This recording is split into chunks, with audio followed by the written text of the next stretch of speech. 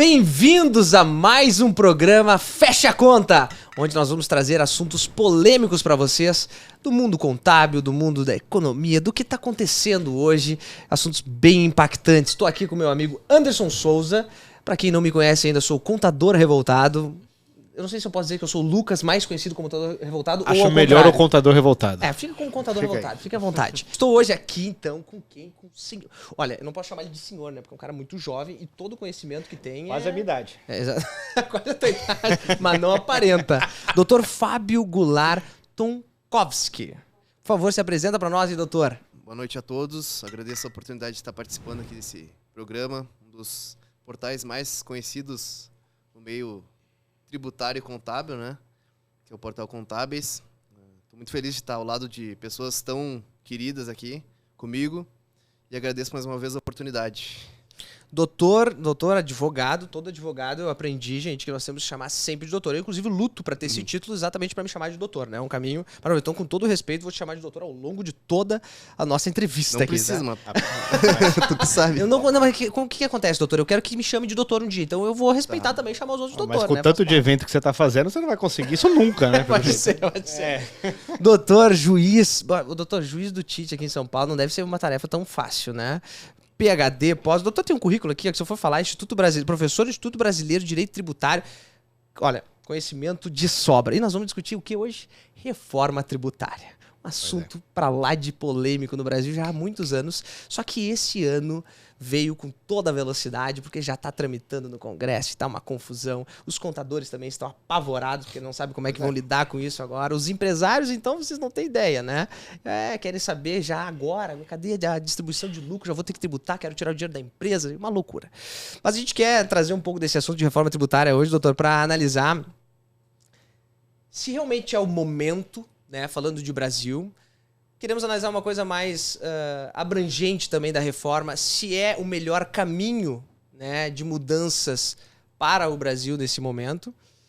E depois a gente pode explorar um pouco melhor aquilo que está sendo discutido de fato, mais analítico assim, na reforma atual, que, né, tem pontos bem polêmicos assim. Mas a primeira pergunta que lhe faço é possível esta reforma que está começando agora ser a nesse momento? É o momento? O que o senhor acha disso?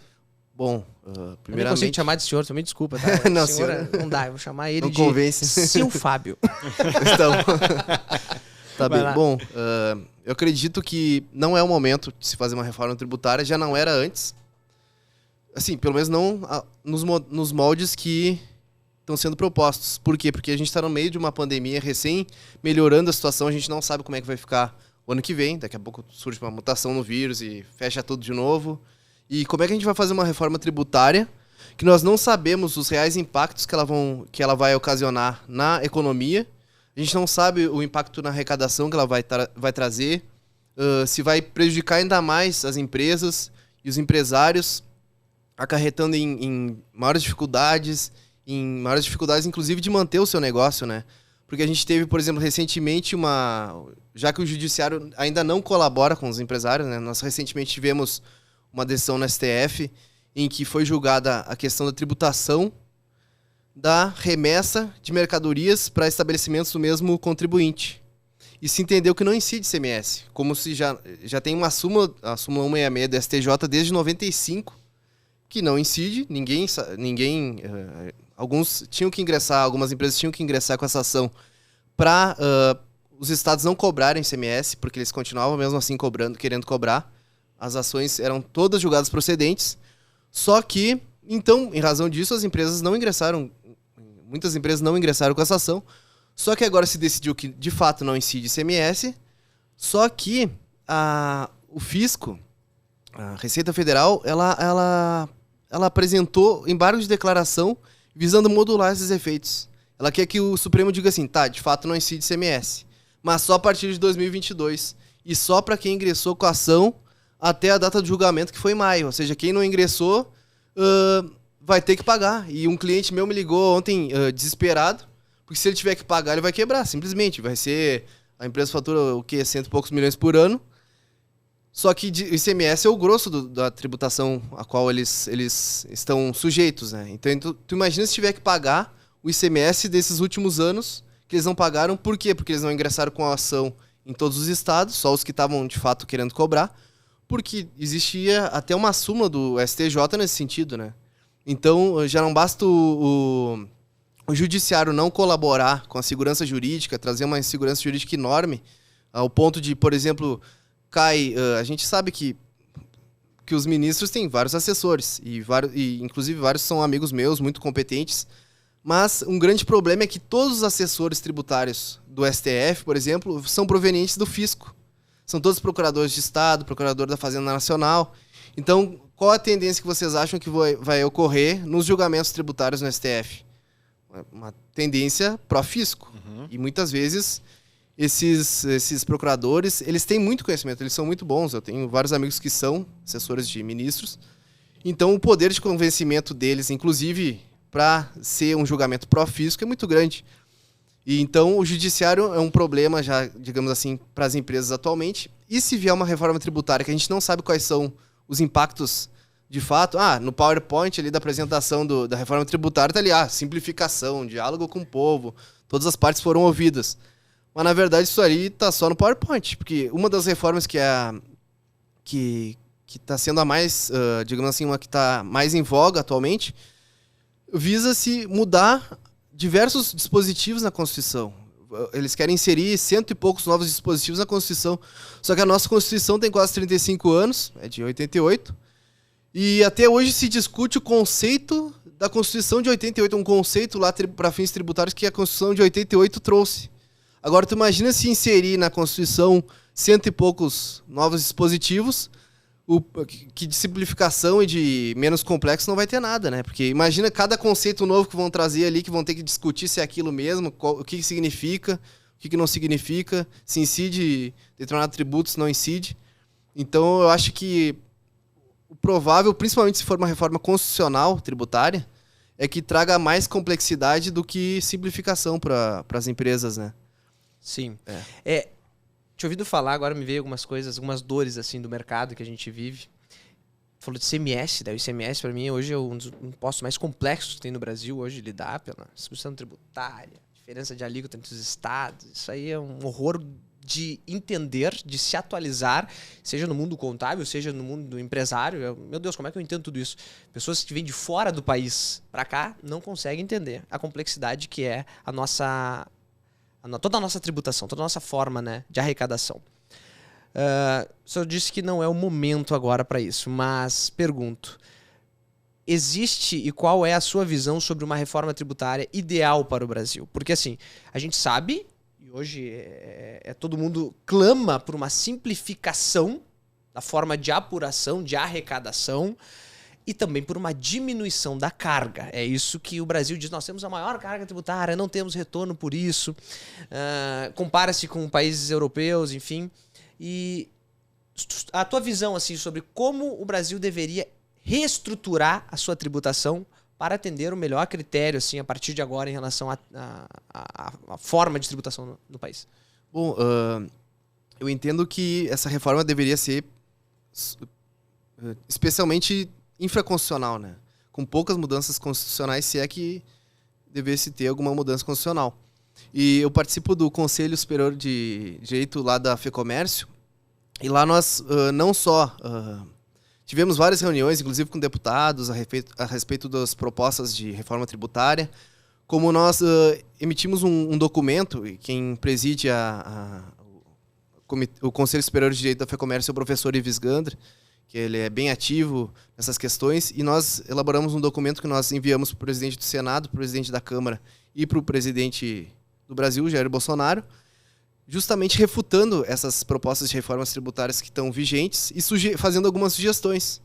Sugestões de, por exemplo, uma reforma que tem aí, que é uma das melhores, que nós até conversamos com o Major Olímpio, ele foi lá, só que infelizmente depois ele acabou falecendo, é a do Simplifica Já, que ela simplesmente unificava a legislação do ICMS, em vez de ser 27 legislações diferentes, seriam uma para o país inteiro, e unificava a legislação do ISS, em vez de ser 5 mil e poucas legislações sobre ISS, cada município ter o seu, unificar, criar uma legislação uniforme, até porque daqui a pouco uma empresa tem uma sede numa cidade, aí a tributação, a lei do ISS é uma. Aí tem imagina uma empresa que tem 800 estabelecimentos em cidades diferentes, né? Imagina a complexidade para pagar ISS. Então, essa reforma do Simplifica Já me pareceu bastante razoável, porque ela unificava, dentre os outros pontos, ela unificava o ICMS e o ISS, a legislação. E nós sugerimos também que ocorresse uma desburocratização, uma simplificação com relação principalmente às obrigações acessórias, que são muito complexas, né? Que o grande problema hoje no Brasil, tudo bem, é a carga tributária, que é uma das maiores do mundo, mas é o preço que se paga para pagar tributos. Se nós formos analisar o relatório aquele do Doing Business, o Brasil está sempre entre os piores, né? Pior que a Serra Leoa, pior que Venezuela, pior que tudo para pagar tributo, em número de horas para pagar tributo. Porque é justamente em razão dessa complexidade e desses conflitos de competência, por exemplo, que tem entre paga ISS ou ICMS. Até dentro do próprio SSQ tem conflito de competência. Paga aqui, paga lá, 2 prefeituras cobram ao mesmo tempo, né? Até guerra entre municípios existe, né? Eu acho que é aí que tá a questão, né? Porque eu entrei na área tributária em 2002 e todo ano eu ouço falar da reforma tributária, né? Que nunca acontece. E eu acho que barra exatamente aí. Eu sempre imaginei que quando houvesse uma reforma tributária, vão fazer igual estão fazendo com o PIS e COFINS. Vai virar uma CBS da vida. Pega 2 tributos que ela tá na mesma...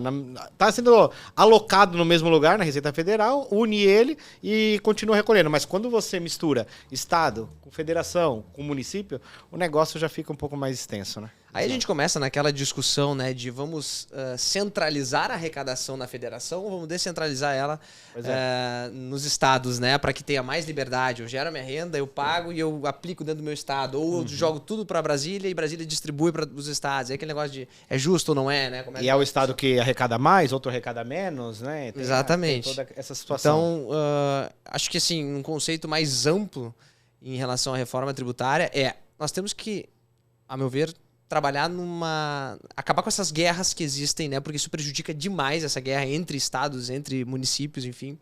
Prejudica o entendimento, acaba tendo muito um viés político, na verdade. Porque eu tô indo para Santa Catarina porque tá diminuindo lá o ICMS, porque não sei o quê, entendeu? Eu tenho que fazer... As empresas fazem planejamento tributário por localidade hoje. Sem dúvida. Eu tenho que aplicar uma filial aqui porque aqui tem um desconto disso, daquilo e tudo mais. Aí, doutor, hoje a gente vamos pegar um ponto assim, ponto bem batido assim no mercado em relação a isso, que são hoje a existência da isenção fiscal, que existe em grande parte aí nas empresas, né, que o governo fornece.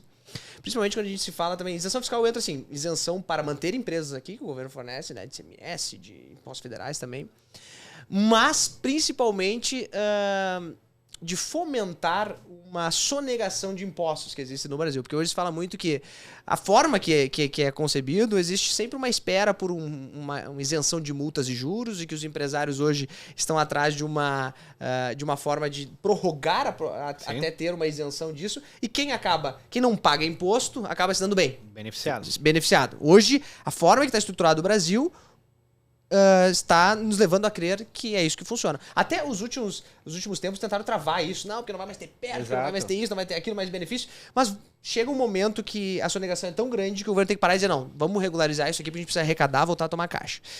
E na verdade, não sei se você já viu, é planejamento, né? Que dizem, planejamento tributário, isso. Que é onde eu não vou pagar os impostos, vou esperar ali sair um benefício lá no final do ano e eu uso esse dinheiro como próprio investimento da empresa, gero caixa para a empresa durante esse ano e o próprio governo financia o meu negócio, né? Se financiar com os impostos. Hoje o governo, na parte de tributação, está financiando empresas em relação a eu aplico o meu dinheiro em outros recursos da minha empresa, faço ela crescer e pego emprestado lá, a taxa Selic, e depois eu atualizo isso aí.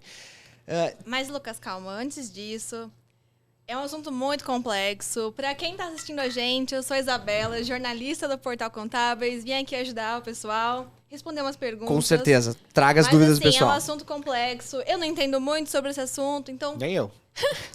Vamos ajudar o pessoal aqui. Tem algumas perguntas já. O pessoal mandou no nosso Instagram, nas nossas redes sociais, no nosso fórum.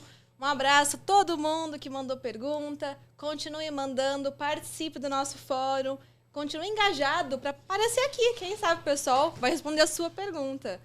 Então, vamos fazer assim uma pergunta simples, mas nada simples. Qual será o real impacto da reforma a médio e longo prazo se ela acontecer? Quem perguntou foi o José Pires.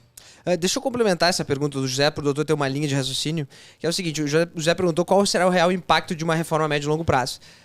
Qual reforma o senhor acha que realmente é factível, ou seja, vai sair, e o impacto dela? Porque, né, de discussão de reforma nós temos várias. Então, a reforma o senhor acha que, realmente essa aqui vai ser factível, acho que vai ser Uma esse parcela, caminho, né? concordando ou não, tu acha que vai ser esse caminho, né?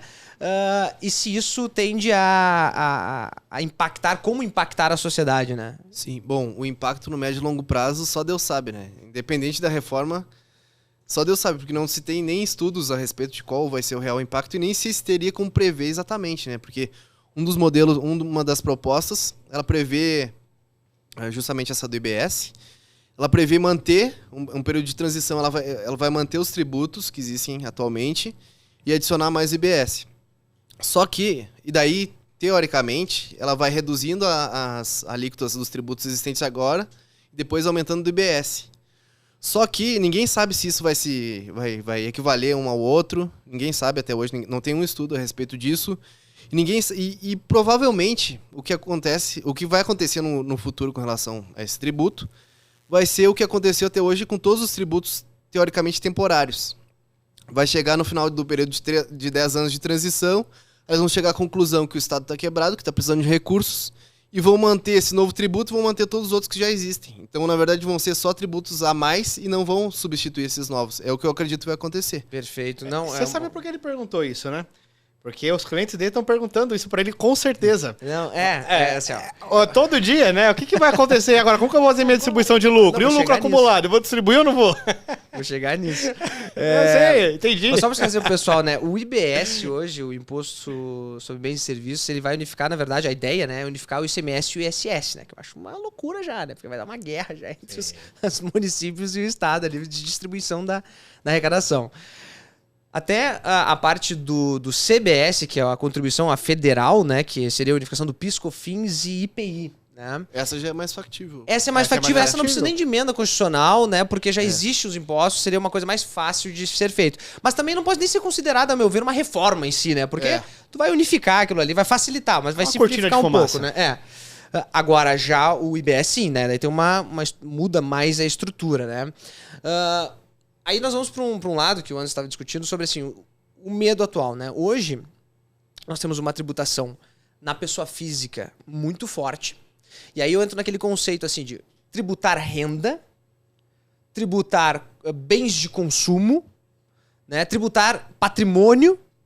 São essas escolhas macros que geralmente uma reforma tende a analisar. Não, nós vamos tributar grande patrimônio, nós vamos reduzir, que até é uma proposta, né? É finalmente mexer na tabela de imposto de renda da pessoa física, porque tá anos intacta, as pessoas não percebem isso, né? Sim. Mas a tabela de imposto de renda da pessoa física não sendo atualizada, ela tá cada vez diminuindo o poder de compra das pessoas, né? Então, enfim, vou mexer nisso. Essa é a proposta. Implantar o CBS e o IBS, que isso vai ter fases, provavelmente. Não sei se o senhor concorda que seria esse o caminho hoje, pelo que está se tratando. Mas o impacto para a economia em si, como veria o próprio empresário hoje, que tem uma alta complexidade, reduziria isso? Seria mais fácil operar? Teria uma desoneração de carga tributária por si só? Ou estas reduções de alíquotas que estão propondo são ilusórias? Ou seja, né, porque se fala muito em reduzir a alíquota de imposto de renda, contribuição social, talvez alguma coisa também de PIS e COFINS, mas principalmente na parte sobre o lucro, né, que se fala. E transferir isso para uma tributação de dividendos. Porque hoje se diz, quem é remunerado tem um peso maior. E quem tem uma empresa que tem distribuição de lucros acaba tirando o dinheiro limpo, né? Digamos assim, sem tributação.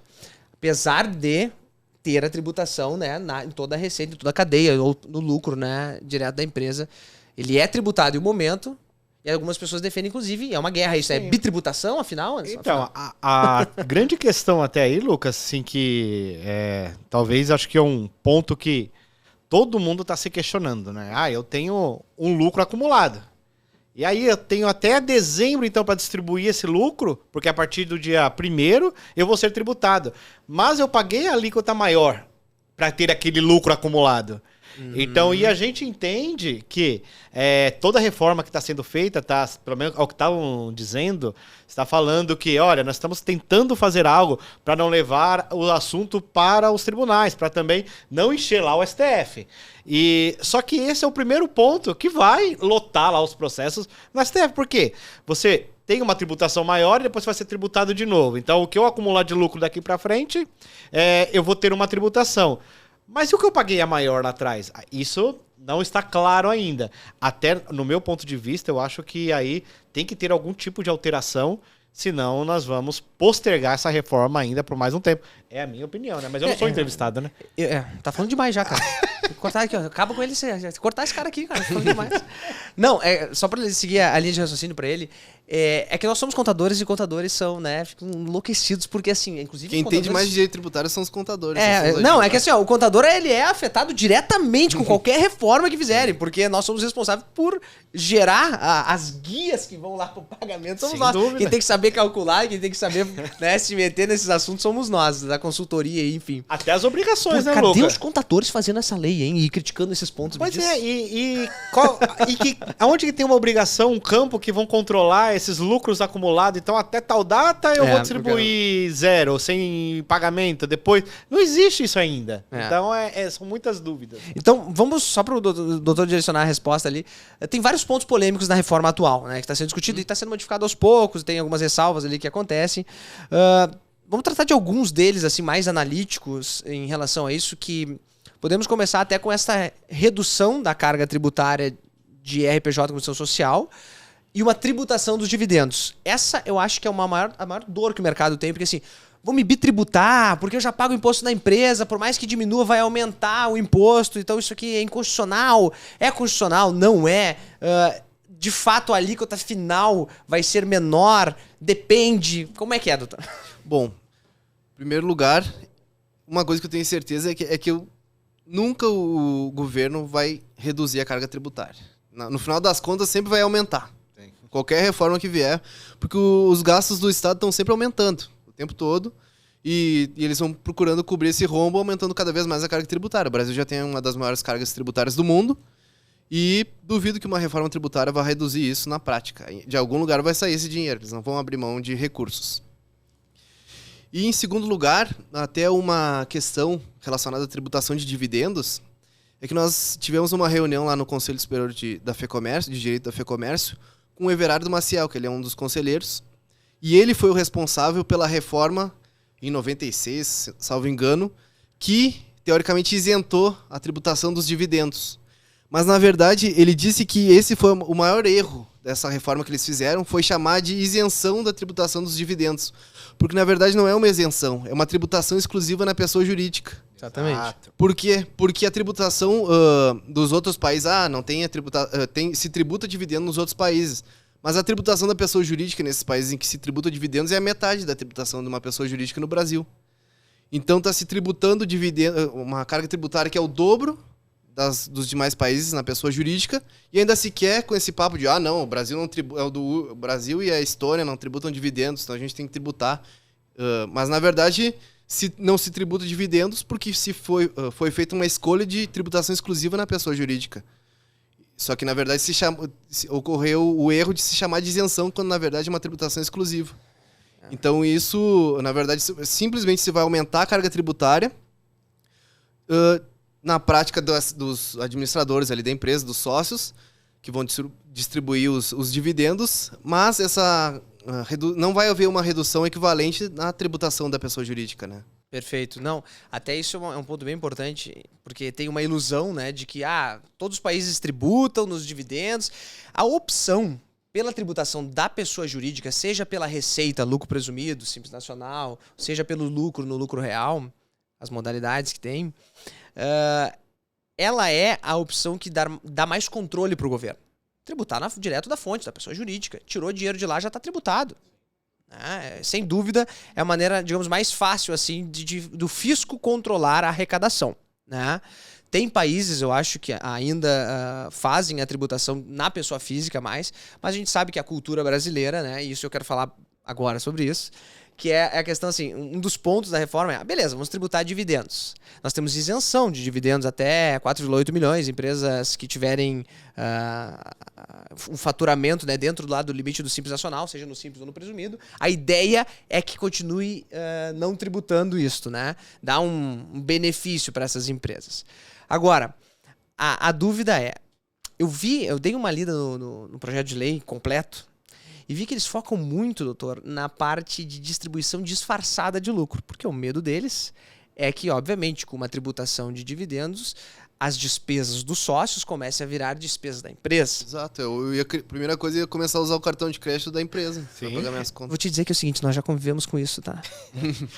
Lá tem Nós já isso. Lá no seu Nós já- escritório tem não, isso? meu não. Ah, não. Porque O lá teu eu, sei que eu nunca tem. vi isso. Não, eu o nunca teu vi sei que isso. tem. Mas assim, nossa, hoje é um inferno, Acontece, né? Hoje é um inferno a gente ter que explicar pro empresário que, cara, não, tu não pode pagar na pessoa jurídica, pessoa física, tem uma diferença, tá? Mas é. Ah, mas eu não tinha o meu crédito na física, eu passei no meu cartão, loucurado. Olha, coincidentemente, um cliente essa semana ligou pra gente lá perguntando se ele podia fazer as despesas de consumo da casa dele pela empresa, porque ele tá no lucro real, vai abater o lucro. Chega com um problema assim, doutor. Meu empresário, olha aqui, ó, construí toda a minha empresa, toda a pessoa física, agora eu já abri, agora te vira aí, ó, tô umas notas aqui no meu nome. Então, enfim, só quero dizer o seguinte, que quando essa tributação de fato acontecer nos dividendos, que eu acho que esse é o caminho que está tomando pela pressão que o governo está dando em relação a isso, apesar de ser impopular no meio econômico a tributação dos dividendos, se isso se consolidar, vai ter que ter uma fiscalização muito mais eficaz em relação à distribuição disfarçada de dividendos, às despesas que vão ser alocadas da pessoa jurídica, porque daí o que acontece? Eu não tiro o lucro da empresa, mas gasto com o dinheiro da empresa. Sim. Não pago tributo, né? E olha que interessante isso que você está colocando. Até vou jogar pro doutor lá para até ver se você já teve essa abordagem, né? Já recebeu essa abordagem. Os bancos agora estão fazendo o planejamento tributário das empresas, né? Porque eles estão agora entrando em contato com as empresas e falando o seguinte, olha, você tem quanto de lucro acumulado no seu balanço? Ah, eu tenho 10 milhões. Legal, então nós vamos fazer o seguinte, você não tem caixa para distribuir esses 10 milhões hoje, né? Então a gente vai colocar esse dinheiro na sua empresa e a gente vai cobrar também 15% ao ano, que é o valor que você pagaria lá. E você vai ter caixa imediato para você distribuir sem ter que pagar o valor. E os bancos estão visitando empresas por empresas fazendo esse tipo de proposta. Então, eles encontraram um caminho para se beneficiar da reforma tributária muito antes dela ter sido aprovada. Exatamente. Então, esse ponto de distribuição de lucro é bem impactante, tá? Não só pela tributação de distribuição, mas o que vai mexer na economia é isso, tá? Porque no momento que eu tributar lucro, o mercado vai dar jeito de achar o caminho mais barato. E como vocês vão fazer isso, contadores? Vai achar o caminho mais barato. O que eu já tô imaginando, pensando tá? em desistir. Eu já tô imaginando, tá? Que a fiscalização para a distribuição disfarçada hoje já existe, né? Tem até, inclusive, se tu tá tirando mais lucro do que tu possui, que muitos empresários fazem isso. Eu tiro dinheiro da empresa, tem caixa, eu tiro. Tá dando prejuízo à empresa. A gente sabe que o Brasil hoje, apesar de ter aumentado o nível de complexidade das obrigações acessórias, ainda tem boa parte que só nega muito. E eu acho que isso o governo está apertando de todos os lados e uma tributação direta no consumo pode ajudar nesta cadeia de tributação. Porque uma coisa é tributar lá na ponta na pessoa jurídica, outra coisa é cada compra que eu fizer, bens e serviços, eu vou ter essa tributação já na fonte, entende? Então isso já facilita esta sonegação, a emissão da nota e tudo mais, tá? Mas a dúvida não, o que eu quero trazer aqui é o seguinte, o governo vai aumentar isso, ele vai ter que fazer fiscalização maior. E os SPEDs hoje estão cada vez mais complexos, vão começar a vir para todas as empresas, ao meu ver. Sim, sem dúvida. Porque sem Diferente isso não do tem regime. como controlar. Hoje a gente Diferente do escolhe, regime. mas eu sou Simples Nacional, não sou obrigado a entregar o SPED. Ainda, Sem dúvida. né? Daqui a pouco, porque, principalmente, se vocês lerem o projeto de lei, lá tá muito claro que essa fiscalização da distribuição disfarçada, ela vai acontecer mais. E para acontecer, vai precisar de declarações mais complexas e de, né, trazer mais próximos números da Receita Federal, enfim, para começar a tributar isso. Então, doutor, voltando aqui para a pergunta, Lembrando que ele é o convidado, né? senão eu falo demais. É. Depois corta isso aí, tá? Que eu tô falando aqui. Eu tô falando só bobagem aqui. A pergunta, tá? Essa distribuição de lucro, sendo tributada a partir de agora, como é que vai ser o comportamento das empresas em relação a isso? Como é que o senhor vê que isso vai impactar a economia, né? Realmente vai ter assim, um caminho diferenciado que vão encontrar? O senhor acha que, não, agora não tem mais jeito, vamos ter que redistribuir, acabou? Sua opinião sobre isso? Bom, eu acho que vai impactar negativamente a economia, né? Se, por exemplo, basta nós analisarmos o capital estrangeiro. Os investidores estrangeiros, eles já não querem investir no Brasil. Não adiantou botar a taxa Selic lá super baixa, não adiantou nada. Fugiu o investimento estrangeiro, subiu o dólar igual. Se tributar ainda mais, começarem a tributar agora os dividendos, vai ter o interesse menor ainda, né? Se já não tem interesse hoje em dia, vão ter menos ainda no futuro. Então, as pessoas vão parar de querer investir, né? Porque, e o dólar? O Brasil já é super arriscado para tu abrir uma empresa, para tu empreender. Aí tu empreende. Hoje em dia, do jeito que tá, sem tributação de dividendos, já é complicado. As pessoas já têm que pensar 20 vezes, porque pode ter problemas trabalhistas, pode ter problemas tributários. A carga tributária é muito alta, a complexidade é grande, das obrigações acessórias também. Cada município tem a sua lei do ISS, cada estado tem a sua lei do ICMS. Já é complicado. Agora, se tu tributa, tu cria mais um desincentivo para o empreendedorismo, o que já é ruim vai ficar pior, né? E o investimento tanto nacional como estrangeiro, daqui a pouco a pessoa, vou botar meu dinheiro, não vou investir numa empresa, não vou abrir uma empresa aqui, eu vou simplesmente botar meu dinheiro lá no banco, vou ficar rendendo ali uma renda fixa todo mês e não vou investir, porque não compensa, olha o risco que eu tenho e olha a carga tributária que eu vou estar submetido, né? No começo, o doutor falou sobre não concordar ser o momento da reforma agora, né, pelo momento do país, enfim. Teria necessidade de uma reforma anterior, como a reforma administrativa que tanto se fala, antes da reforma tributária, assim, nível de prioridade de reformas para o país em relação à reforma tributária? Eu entendo que sim, né? Porque, embora um outro convidado, na verdade ele não é nem convidado, acho que é conselheiro também, que participou lá de um dos nossos encontros, foi o ex-presidente Michel Temer. E ele disse que fez na surdina, uma das coisas que ele fez na surdina foi cortar 5.000 cargos comissionados do nível federal, né? E ninguém nem ficou sabendo, e daí por isso não teve um impacto negativo, assim, da população. Porque hoje é um dos maiores problemas do governo, a questão do inchaço da folha de pagamento, né? Exato. Então, e ele teve a reforma trabalhista também. Que foram promessas até, né? De campanha. Exatamente. Exato. E na verdade, a reforma tributária. Na verdade, ninguém quer mexer nisso, né, doutor? Ninguém quer mexer muito nisso, né? É um negócio meio esquisito, né? Tu tira isso aí e dá um rebuliço no país aí. Exato. Mas a reforma administrativa eu entendo particularmente como extremamente necessária, né? Porque primeiro a gente tem que cortar os gastos, não adianta só simplesmente ficar aumentando a carga tributária. Pois é. Até porque tem um limite ótimo, né? De arrecadação. A partir daquela carga tributária, a partir daquilo ali para cima, já começa a aumentar a sonegação, porque não compensa. Ou ele sonega ou ele não vai sobreviver, o empresário. Então, às vezes, tu aumentando a carga tributária, tu acaba diminuindo a arrecadação, porque aumenta a sonegação, porque o empresário não tem como sobreviver, né?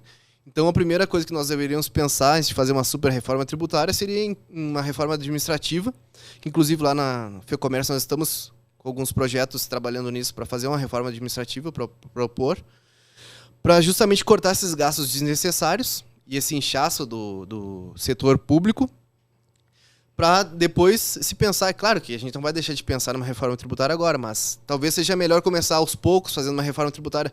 Unifica PiscoFins, resolve essa questão, se começa a seguir a questão pacificada lá no STJ com relação ao creditamento, o que gera crédito, o que não gera crédito de PiscoFins. Se seguir o que o STJ decidiu, já facilitaria bastante. Sim. Então, talvez uma unificação dos tributos federais, ali, PiscoFins e IPI mesmo. Se começar aos poucos, assim, em vez de querer fazer algo muito apoteótico. Isso cria um custo para a parte jurídica também do país, né? É tanta discussão sobre tributo que se vive hoje, né? De decisões de tribunais, enfim, de advogados com processos, e isso tem uma morosidade tanto, né, e de segurança jurídica, né, também, sem né? dúvida. Exato. Para onde nós vamos com essa segurança jurídica, né? E uma reforma administrativa, como bem o doutor disse, é muito mais cabível, né? Porque você pega... Vou dar um exemplo aqui prático, né, do que nós fizemos lá dentro do escritório. Nosso forte lá é fazer recuperação de tributos. Então, pegamos empresas do Simples, pegamos 82 empresas de autopeças, recuperamos 1.800.000, ou seja, são 82 empresas que pagaram mais do que deveriam. E os que a gente não sabe, que a gente não chegou até nós? Então, será que facilitar, talvez você não aumente a arrecadação, fazendo com que... Porque daí o cara sonega, não é porque ele fala, eu sou um sonegador, é porque realmente ele não comporta. O cara manda lá e fala assim, cara, eu só posso pagar 15 mil. Eu não posso pagar 20, então corta o meu faturamento. Mas se ele pagar certo, talvez ele vai fazer vai pagar os 15 mil que ele pode, declarando 100%, porque tá mais simples para ele fazer o trabalho. E isso a gente depara muito, principalmente no Simples Nacional. As pessoas não sabem o que ela paga. Elas não sabem. Ela sabe que ela paga um boleto. É um boleto. Eu nunca ninguém te pediu um boleto lá. Verdade. Me manda o boleto lá do imposto. Boletão. Então não sabe o que compõe aquele boleto, né? O que vem naquele dentro. Eu tenho que pagar? Não tenho que pagar? O cara fala, eu não pago INSS. Logo que você paga, tá lá dentro do DAS. É uma alíquota menor, mas você paga. Então, a falta de informação, no meu ver, assim, poderia ser mais tratada, a gente teria uma arrecadação maior e a gente talvez não entraria nesse ponto, que eu acho que é uma cortina de fumaça que estão fazendo. Né? E conversa muito com o que o pessoal tá perguntando pra gente. O pessoal no fórum perguntou praticamente o que o Anderson falou. O Hugo Ribeiro, ele perguntou assim pra gente. A tendência é um aumento de impostos, que o doutor já falou sobre, ou a sociedade será beneficiada com a contribuição justa, para que cada vez mais possamos alcançar contribuintes conscientes que a carga tributária é justa e bem aplicada?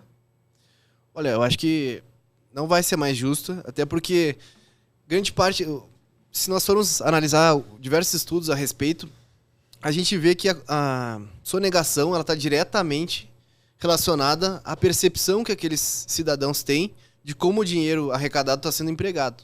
Se eu tenho a percepção de que eu me mato, pago pessoa física ali, trabalha 4 meses só para pagar tributos, e aquele meu tributo ali que eu me mato de trabalhar, que eu podia estar investindo na educação dos meus filhos, na minha família, tirando umas férias que fosse, ele está indo para obras superfaturadas, fundo partidário de 4 bilhões era 6 bilhões, virou 4 bilhões. E por aí vai, a sonegação tende a aumentar, né? Porque uma coisa é se eu estou na Noruega, pago 50% de carga tributária, mas eu recebo educação de qualidade de graça, saúde de qualidade de graça, infraestrutura da melhor qualidade. Aí é justo e eu te garanto que a sonegação lá deve ser bem baixa. Agora, outra coisa é tu pagar 4 meses do teu trabalho de tributos para não receber praticamente nada em troca, né? Ter que pagar o colégio dos teus filhos particular, porque senão tu não vai ter, dificilmente vai ter uma educação de qualidade. Vai ter que pagar plano de saúde, porque depender do SUS é complicado. Por aí vai. E isso acaba impactando acaba ocasionando numa maior sonegação também, né? Então, imagina, 1/3 do ano é para pagar imposto. Exatamente. Como é que vocês explicam isso pra gente? Olha... O que tu acha, doutor, sobre essa tributação em relação... Porque assim, as pessoas sentem no bolso esses tributos porque cada vez recebem menos, como eu estava dizendo. Fala-se muito sobre uma redistribuição da arrecadação, ou seja, tributar menos em quem ganha menos, tributar mais em quem ganha mais. Né? Qual a tua visão sobre esse aspecto assim, de uma reforma, uma possível reforma? Uma reforma possível, que inclusive a gente está trabalhando bastante nisso. Eu participei de uma audiência pública na Câmara dos Deputados há um mês atrás, mais ou menos, na Comissão de Reforma Tributária. É sobre uma possível reforma do imposto de renda à pessoa física. Porque, como tu comentou no início do programa, a questão das alíquotas ali, elas estão totalmente defasadas. E as deduções estão totalmente defasadas, já são baixas. E se falou até recentemente em acabar com as deduções, né? O que seria um absurdo.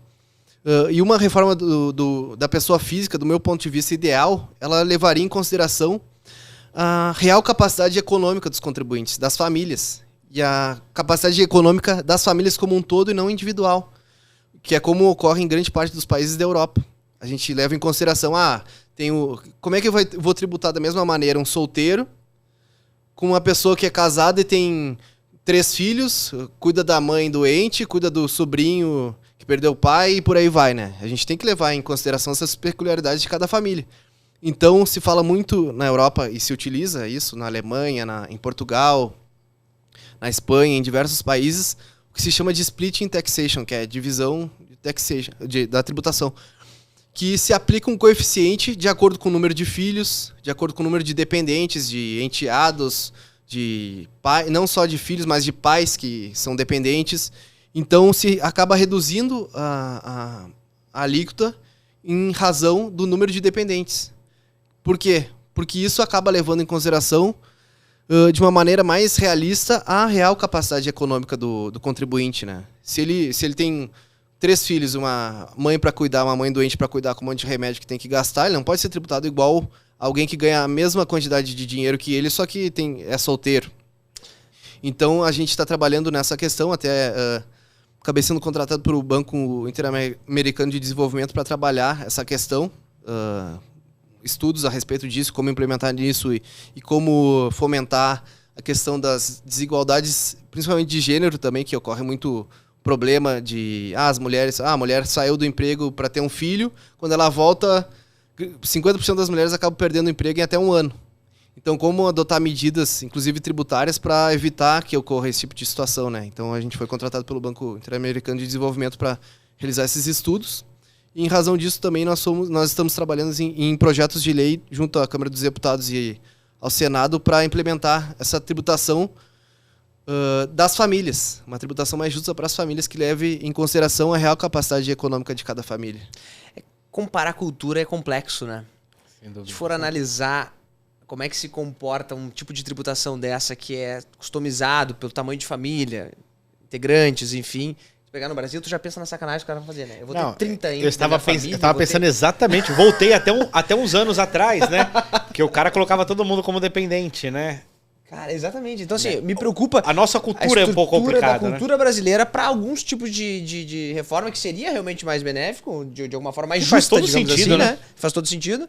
Mas aplicar isso é complicado. Então eu me coloco também, às vezes, no lugar do legislador em relação a pensar nessas coisas, né? Porque realmente implantar é mais complexo numa cultura diferente que a do Brasil.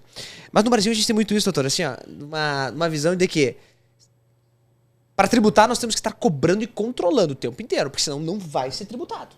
Sem dúvida. Entendeu? Nós temos que estar fiscalizando, o fisco tem que ser muito atuante. Porque no momento que vira uma brecha do fisco, vai ter sonegação. Ponto. Né? Então, eu acho que é um caminho. A Receita Federal hoje ela tem um software que é assim, modelo mundial de tecnologia e de fiscalização. Apesar de nós sofremos muito com esse software. Mas enfim, é modelo. Você lembrou bem disso, né? Exatamente. Mas a minha concepção aqui, a minha pergunta para ti é o seguinte. Em poucas palavras, um desafio aqui. Independente do que está se discutindo no governo, o que nós deveríamos fazer no Brasil de forma mais a curto prazo a melhorar essa guerra fiscal que nós temos, essa injustiça de tributação em níveis diferentes de remuneração aqui no Brasil, ou seja, uma reforma a curto prazo ideal, assim que o senhor pensa? O ideal, do meu ponto de vista, seria reduzir a carga tributária geral em detrimento de acabar com os incentivos, porque grande parte dos incentivos fiscais que existem hoje em dia são em razão do lobby, né? Que tem alguns setores que têm um lobby muito forte junto ao Congresso e acabam conseguindo incentivos para o seu segmento. E daí quem vai ter que pagar vão ser os demais que não têm incentivo fiscal, e daí a carga tributária desses acaba sendo mais elevada. Então, o ideal, do meu ponto de vista, seria reduzir a carga tributária de todos, também acabando com grande parte dos incentivos fiscais.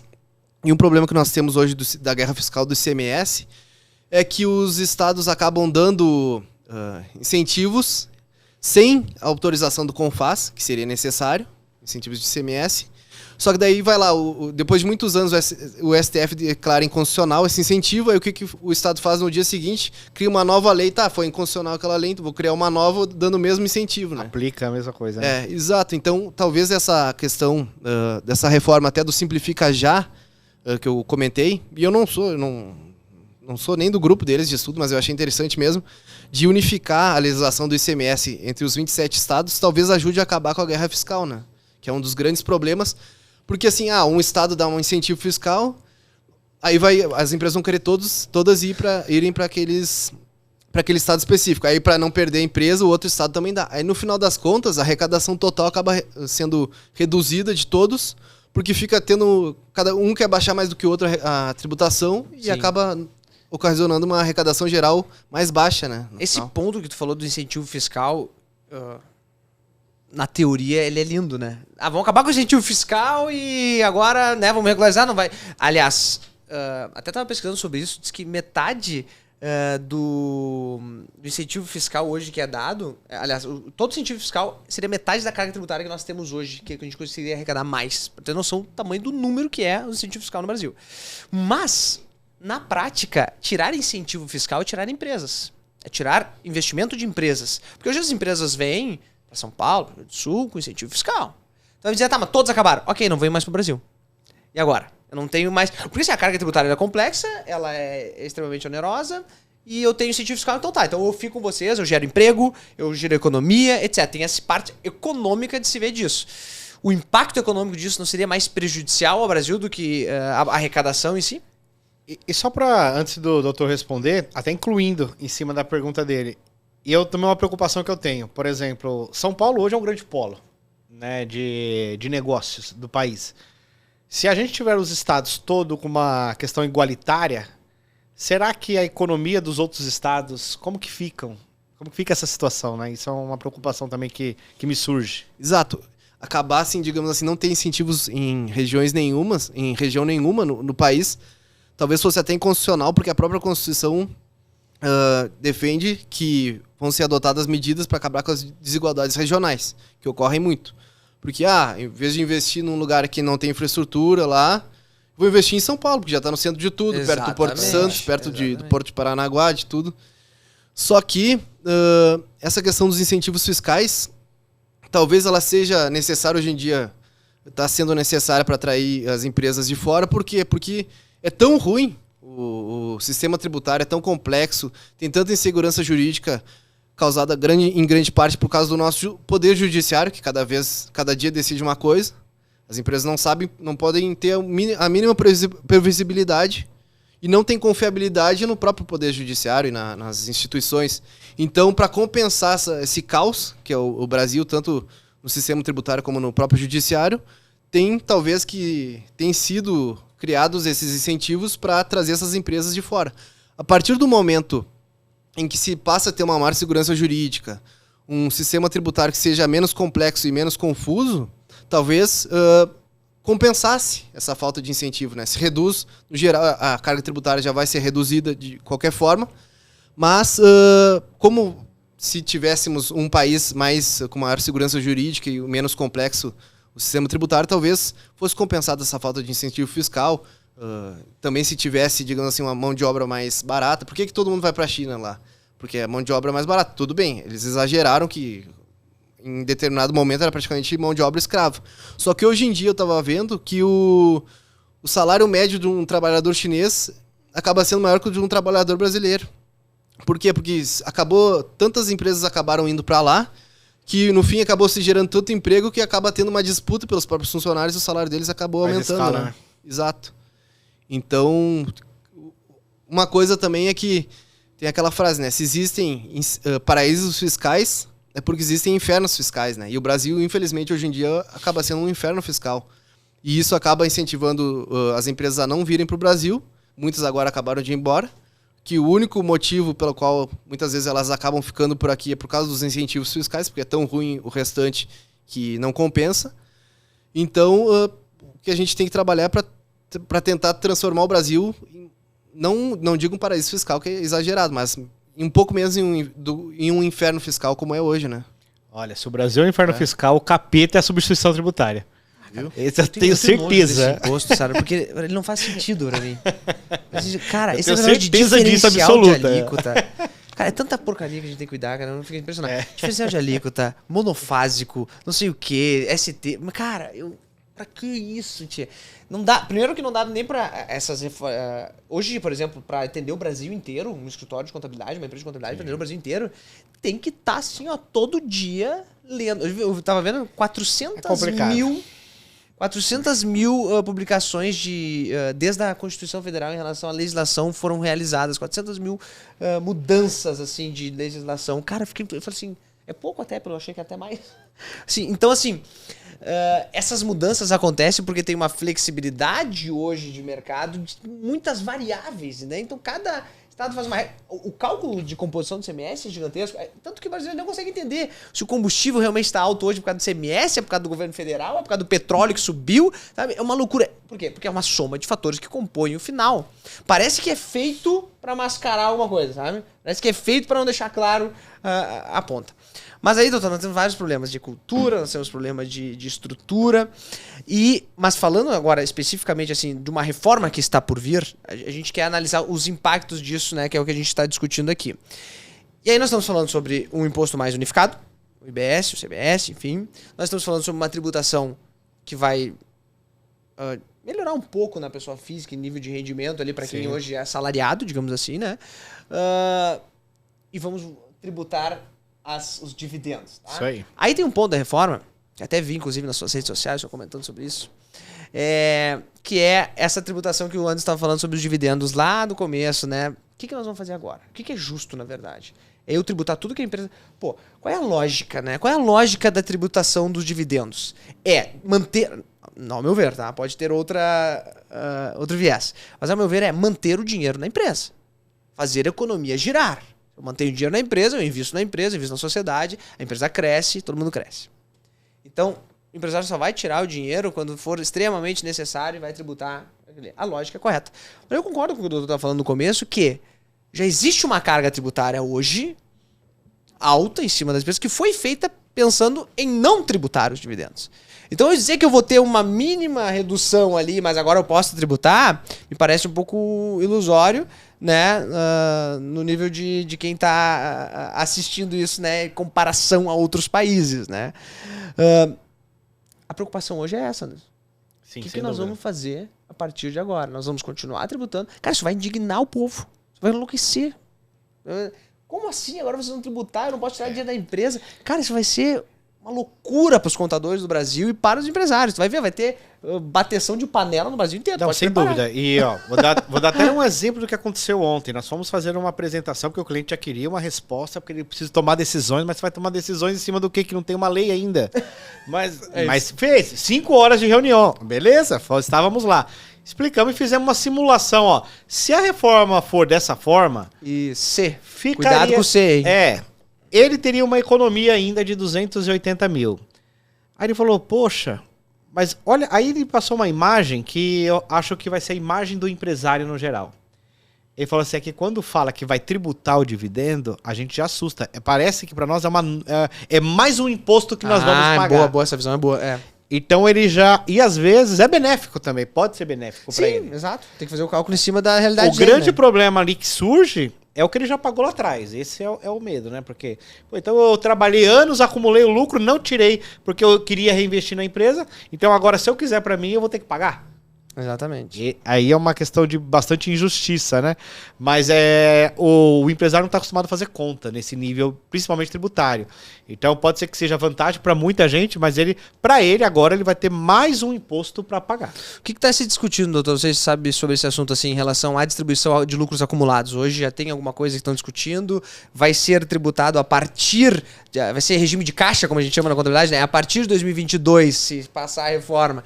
Tudo que sair da empresa vai ser tributado independente da época, ou lucros gerados até 2021 teria uma segurança de já ter sido tributado, seria isento até aquele momento, né? Tem alguma coisa em relação a isso? Separação. Eu acredito que não tem como saber muito bem, porque às vezes, que nem aquela questão da repatriação que teve. Primeiro, quem fez a repatriação achava que ia ser de uma forma, depois já achou que ia ser de outra. Depois acabou sendo de outra. Uhum. Então não tem como saber muito bem agora, porque muitas coisas ainda podem ser mudadas. Não dá pra... mas eu tô te fazendo essa pergunta porque os clientes fazem pra nós. Azar o teu, né, doutor? Mas acho que... pra alguém, né? Vocês que lutem, né? Acho que a gente só vai ver na prática mesmo. Vai ver na prática. Vai dizer isso. Grava isso aí que eu quero mandar pros meus clientes. Não tem como prever isso agora, né? Eu até ia falar pra você. Se você tiver alguma informação que nós não temos, nem fala aqui. Conta, nos bastidores pra gente ganhar dinheiro com isso. Pelo projeto, se tu for ler na ponta da letra ali, me parece que vai ser caixa. Independente do período, vai sacar e vai tributar. Aí é fazer essa análise tributária, né? Se realmente, a partir de agora, essa tributação vai onerar ou não ele para tirar agora ou depois, né? Então, a gente não vai fugir disso. Estamos nos finalmente aqui da reforma. Tu tem alguma pergunta específica antes que tu queira fazer já pro doutor, das tuas anotações aí? Cara, tenho sim. Doutor, vamos lá. Dentro assim... Bem grosseiro mesmo a situação. Você acha que isso vai acontecer a partir de janeiro? Nós já vamos entrar nessa situação? tributação dos dividendos? Da reforma em si. Bom, a reforma tributária eu acho que dificilmente vai passar uma reforma muito grande esse ano. Acho que é praticamente impossível, até porque... E é difícil também passar ano que vem, porque ano que vem já é ano de eleição. Então, em seguida, vários deputados eles saem para fazer campanha para político, então fica difícil de votar. Então, geralmente se fala em que se tu quer fazer uma reforma grande, tem que fazer nos primeiros 100 dias do teu mandato, porque tu ainda tá com a popularidade mais alta, depois vai caindo, geralmente. Então, o governante que quer fazer, ele deveria aproveitar esse período de 100 dias depois de assumir. Depois disso vai ficando cada vez mais difícil. Então só 2023. Imagino que sim. Então. Porque, na verdade, você acha que talvez aí... acelerar esse processo por uma questão de foi prometido em campanha? Talvez. Eu acho que pode ser que saia alguma reforma, mas uma unificação de PIS/COFINS, algo nesse sentido. Uma reforma mais ampla de unificação dos tributos das três esferas dos entes federativos ali, município, estado e união, acho que praticamente impossível. Eu acho que talvez seja muito difícil que isso ocorra um dia. Porque é muito mais difícil fazer uma reforma que tu tenha que convencer os municípios a perderem a autonomia deles, os estados a perderem a autonomia e ficar tudo na mão da União, por exemplo, a União controlando. Por mais que eles possam dizer que vai aumentar a arrecadação dos estados e municípios, eles gostam de ter esse controle, né? Mostra aí a questão do combustível, né? Não foi lá, aprovou, né? Tá sendo aprovado a questão de vão pagar o ICMS com base no preço dos 2 últimos anos e os estados estavam lá, se passar no Senado, nós vamos ingressar em medida judicial que nós não vamos aceitar. Exato. Então, olha a situação como já discute, né? Cara, são pontos assim que falar de tributação no Brasil sempre vai ser complexo. A gente tem várias opiniões diferentes, assim, de estudos diferentes em relação a como tributar. Mas eu tenho essa visão que o doutor tem, assim, me parece que não farão uma reforma tributária para desonerar. Nunca. Porque o governo não tem como, está em déficit, precisa arrecadar mais. O que pode acontecer é uma redistribuição, né, da forma de arrecadar que seja mais inteligente do que é hoje, menos complexa, que traga uma segurança jurídica maior. Eu acho que se a gente conseguisse alcançar esse ponto assim, de diminuir a complexidade, conseguir entregar com maior clareza a forma que é tributado no país, traz mais investidores, traz mais segurança, não tem tanta discussão sobre pode, não pode, faz isso e guerras entre os estados e municípios, enfim. Se for esse viés, né, as pessoas, inclusive, hoje o Brasil, para fomentar empreendedorismo, é muito pouco perto de outros países, exatamente. Um dos motivos é a complexidade tributária, é a taxação sobre isso. Hoje, a facilidade que é ter um MEI. Tu cria um MEI em 15 minutos no site. Uhum. E a irregularidade é altíssima. E o MEI paga uma mixaria por mês. Sim. Né? Por quê? Porque é o medo de... Como assim? Não, empresa... Não, só porque eu sei que esse mundo aí não dá pra entrar porque eu vou ser super... Vão pegar meu dinheiro. Tem uma visão, assim, super... uma visão negativa dessa parte de tributação. E que a gente tem que acabar com isso. Acho que a gente tem que acabar com isso. É deixar mais simples para as pessoas entenderem. Não, cara, tá aqui, a tributação é isso e tal. Mas envolve muita cultura também, envolve muita cultura. Aliás, tem gente que entra no meio e não quer mais sair, né? Sim, sem dúvida. Ó, e pega, por exemplo, o país não tá conseguindo definir, né, o que é conceito de insumos. Exato. Tirou até de pauta do STF. O STJ disse, foi pro STF depois. Não, e outra coisa, dependendo da decisão, isso gera um prejuízo, um rombo gigantesco. Mas a decisão foi favorável. Então, cara, tem até decisão política em relação a isso. Como é que eu vou decidir a favor ou contra se isso pode prejudicar o caixa, entendeu? Tem todo um envolvimento em relação a isso que hoje é muito complicado mudar radicalmente. Acho que dificilmente... Aí eu jogo pro doutor de novo. Uma mudança da reforma tributária... Tu entende ela mais como gradativa ou para solucionar o problema ou precisa ser radical? É possível que seja? Eu acredito que tem que ser gradativo, aos poucos, pegando parte por parte, tributo por tributo, fazendo aos poucos, porque senão uma reforma tributária não vai acontecer, uma grande reforma tributária se ocorrer agora não vai acontecer daqui a 20 anos. É o período de fazer a reforma tributária agora, então se a gente errar a mão, pode ocasionar um impacto negativo muito grande para a economia, até para o próprio governo. Daqui a pouco ele acha que vai arrecadar mais, arrecada menos. Sim. Então, talvez o mais seguro, até para o próprio governo, seja ir fazendo aos poucos, né? Não fazer algo muito bruto, que não se sabe os impactos reais. O problema que eu vejo nisso, não estou de fazer gradativo, é o problema político. Porque uma vez que troca o governo, por exemplo, tu não consegue seguir a mesma pauta. Tu tem mesmo, inclusive, tu nem tem... O governo seguinte, se muda o governo, não tem nem interesse em seguir com o mesmo projeto, porque não é o seu projeto. Exato. Cara, tem essa guerra política que isso aí só acaba com o crescimento do país em nível de projetos de reforma de fato. Exato. Nós precisamos de uma continuidade de uma reforma que, independente do governo, vai tocar o melhor país. Ah, ok, mudança de alguns pontos e tal, mas agora ficar com esse negócio, não, mas eu vou fazer a minha reforma, que a minha reforma vai ser a melhor. Aí Não vai gerar propaganda política pro outro, né? Não quer honrar, né? Que não quer honrar o país. Não quer, aí, entendeu? Aí eu vou jogar pra frente pra sempre, porque nunca vai ter uma pessoa, a não ser que daí eu concordo com o que o doutor disse ali no começo, que a reforma da Previdência aconteceu, né? De alguma forma, ele rapidamente, né, conseguiu.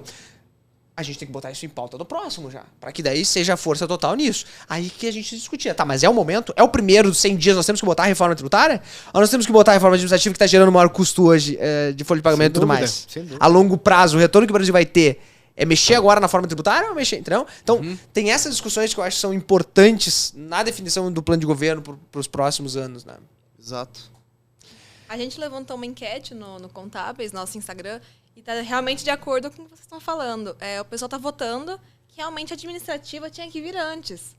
Que pra eles não fazem sentido. Vários comentários, a maior parte votou disparado na enquete a favor da administrativa antes. Ou pelo menos junto. Mas do jeito que tá... Tem contador que tem medo de perder o emprego. Se simplificar demais. Tem, isso é fato, a gente sabe. Como? Mas, eu sempre digo assim, ó, quanto mais simples for as coisas, tu vai ter menos trabalho braçal, menos preocupações em relação à apuração de imposto, isso é fato.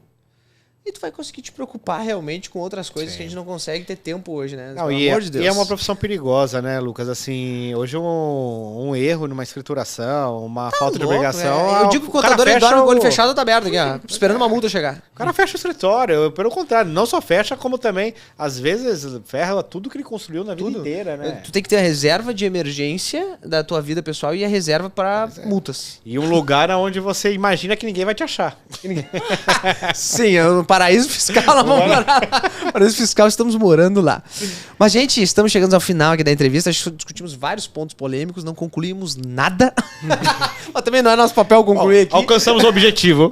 Alcançamos o objetivo. Não concluímos nada, mas também não é nosso papel. É simplesmente jogar isso assim para que a gente possa ver que são pontos que são bem complexos, mas que precisam ter atitudes pontuais em cada um deles, tá? Dr. Fábio Goulart Tunkovski. Eu aprendi seu nome no final do programa, tá tudo certo aqui, tá? Muito obrigado pela participação. Acho que foi algo que a gente pode realmente acalentar em outros momentos para discutir sobre essa reforma, se não sair nesse momento, enfim, para tratar de pontos que sempre vai ter alguém que concorda com o doutor, outro que discorda, é uma opinião contrária. O importante é que a gente realmente alcance um objetivo que é simplificar, né, de uma forma mais objetiva e não trazer uma sensação que o Anderson trouxe aqui de vai aumentar meu imposto, agora vou ter que pagar mais do que eu já pago, isso é um absurdo. Um imposto adicional, né? Ok? Vamos pra saideira! Vamos pra saideira. Minha produção aqui é maravilhosa, eles falam tudo assim na hora. Doutora, respostas sim ou não. Aí eu vou inventar umas na hora, então o senhor se prepara. Tá preparado? Vamos ver. Sim ou não? Não pode se comprometer. Se o senhor não quiser se vem comprometer, coisa boa, não, viu, doutor? o senhor pode usar o seu direito constitucional de se manter calado. Vamos lá. Brincadeiras à parte, são perguntas bem simples, tá? Com a reforma que vai vir, os impostos vão aumentar? Sim. Você acha que a reforma tributária é justa para empresas e contribuintes? Tem depende ou não? Não tem Não, depende. depende. Se a resposta de advogado não vale. É sim ou não? Tudo Não. depende. Porque senão o advogado responde tudo depende, eu conheço eles. Tudo? Insuportável. Você acha que é o momento de uma reforma? Não. Se estivesse numa decisão final, fosse a tua, o projeto atual de reforma seria aprovado? Não. Aí, cara, simples, né? Foi tranquilo. O que o senhor acha da OAB? Meu Deus. Ele não volta mais, não faz isso não. Comenta pra nós. Código de ética da OAB. Código de ética. Fale pra nós, assim, como é que funciona? Gente, obrigado pela presença mais uma vez, doutor. O senhor quer falar, se despedir aqui, tem um público contábil, de empresário, todo mundo lhe assistindo, então fica bem à vontade. Primeiramente, agradecer pela oportunidade. Foi uma hora aqui muito proveitosa, aprendi bastante com vocês. E fico à disposição. O senhor não viu nada dos SPEDs que a gente faz lá, o senhor passa um dia lá no escritório, você vai ver. E eu fico à disposição para sempre que precisarem. E qualquer dúvida também, ou sugestão, podem me encontrar lá nas redes sociais também, se conseguirem digitar meu nome corretamente, que não é muito fácil. Não é fácil, é Tonkovski já. O W é som de V, entendeu? Vai achar. E eu Goulart agradeço Tonkovski. e espero que todos os que estão nos assistindo e vão nos assistir gostem do programa. Espero ter contribuído, nem que seja um pouco, né? Agora a gente já pode dizer que conhece o Dr. Fábio, né, cara? Pois São é, Paulo, eu você sou viu, grandão aqui. Cara, eu já tô aqui, louco. já vou fazer. Chega lá nos deputados, eu chego assim, ó. Vai. O Dr. Fábio me mandou. Um minutinho aqui. Eu disse, não, Dr. Fábio, não, só um pouquinho, abre as Tem o portas contato dele aqui, ó. Vão te usar, você viu? Não confia, não. aqui. Gente, seguinte, fecha a conta pra nós aí, então.